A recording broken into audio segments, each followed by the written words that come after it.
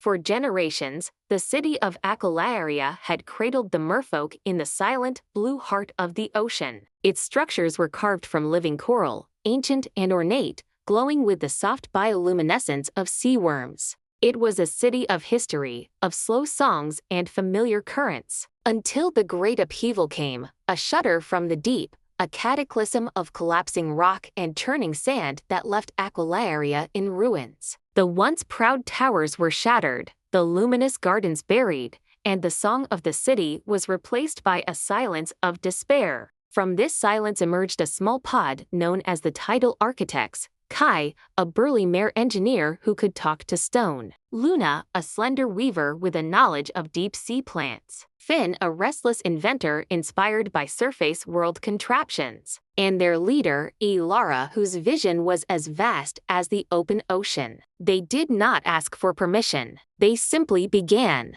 Where the old merfolk saw irreparable loss, the Tidal Architects saw a blank seabed. First, they stabilized the rubble with Finn's invention, sonic anchors, which emitted low-frequency pulses to firm the shifting ground. The old merfolk grumbled at the strange, constant hum. "It disrupts the lullabies," they murmured. Next, they grew the new city. Luna planted fast-growing, flexible kelp barley hybrids for the structural frames. Kai coaxed the coral, not into rigid towers, but into fluid, interconnected domes that could sway with the current, absorbing pressure rather than resisting it. The elders scoffed at the simplicity. Where is the grandeur, the filigree? But the innovations continued. Finn designed the luminous lanes, paved routes of crushed luminous plankton that glowed with a soft, programmable light. They could change color to denote district borders, signal emergencies, or simply create swirling patterns for festivals. The merfolk blinked in confusion,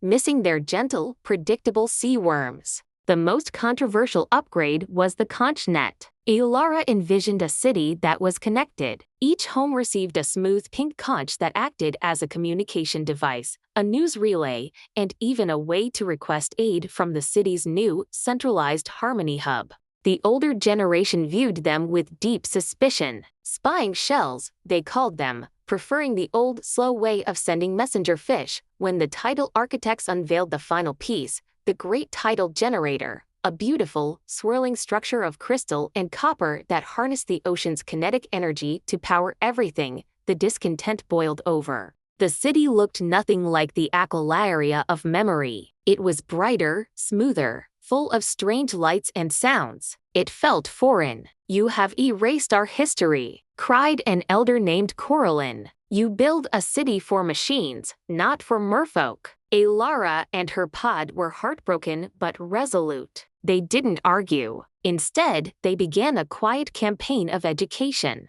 Luna took the elders to the new kelp farms, which now yielded 10 times the food with half the labor. She showed them how the farm tenders, using the conch net, could coordinate harvests with the lunar cycles perfectly. Kai patiently taught the young builders how to tune the living coral, proving the new domes were not just strong, but alive and growing. Finn, with a mischievous grin, held a festival where mere children could play with the luminous lanes, painting the city floor with their thoughts. The turning point came during the first storm season after the rebuild. Before the upheaval, a storm meant huddling in dark caves as debris flew. Now, the sonic anchors activated a barrier of calm water. The conch nets issued gentle, early warnings. The luminous lanes pulsed a calming, blue-green rhythm. And when old Coraline's granddaughter got trapped in a remote crevice, it was the locator signal from her small conch that allowed the rescue patrol to find her in minutes.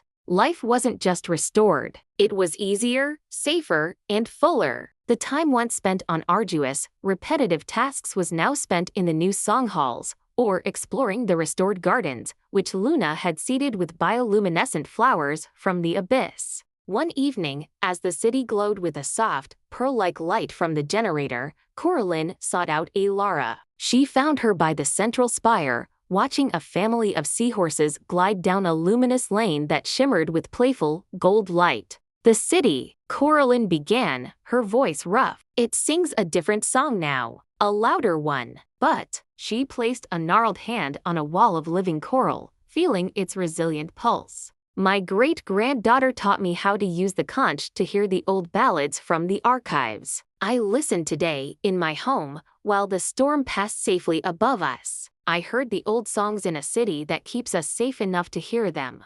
Elara nodded, tears like tiny pearls welling in her eyes. We only wanted to build a shelter strong enough to protect the song, Coraline. You did more than that, the elder said, her gaze sweeping over the gleaming, resilient, beautiful new Aqualaria. You built a shell for our future. And the song? The song has new verses now. The Tidal Architects were no longer seen as reckless upstarts. They were the weavers of the deep, the heroes of the new current. And their greatest achievement was not the crystal generators or the glowing lanes, but the moment the merfolk of Aqualaria, young and old, finally stopped swimming in the past and let the new, brighter current carry them forward, together. The end. Thank you for watching, and please don't forget to like, share, add and subscribe.